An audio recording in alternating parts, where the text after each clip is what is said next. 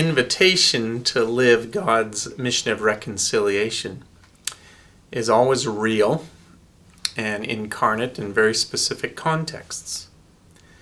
In the context of the United States, and specifically in the context of the diocese where I live and minister, specifically the Episcopal Church in Connecticut, the challenge to live reconciliation in the face and reality of gun violence is very real.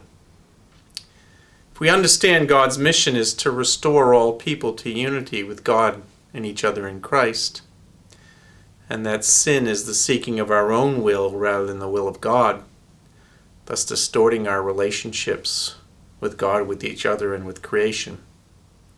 The reality of gun violence is in fact sinful.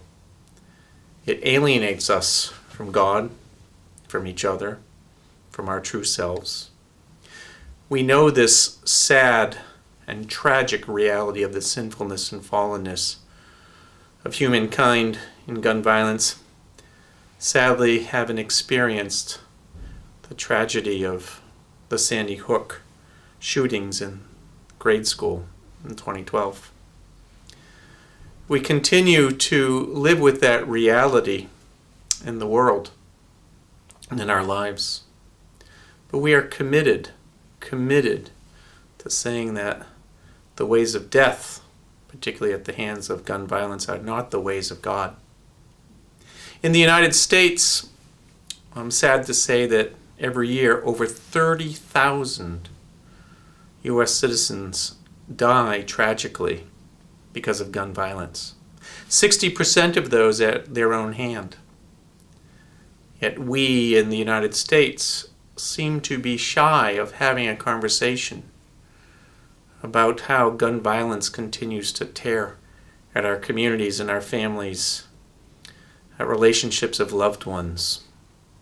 What we need in the United States, and I think the church has a key role to play here, is we need to foster a conversation, create a space where gun owners and those who do not possess firearms can have a conversation about what does it mean to be children of God, to live in the household of God, the oikos, if you will, where God's restoring, reconciling love is paramount and the ground of being.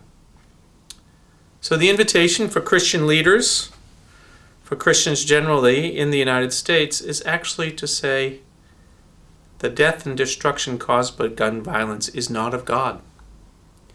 And our vocation is to work together to find that space where arm in arm we can say such death and destruction is not countenanced in our society anymore.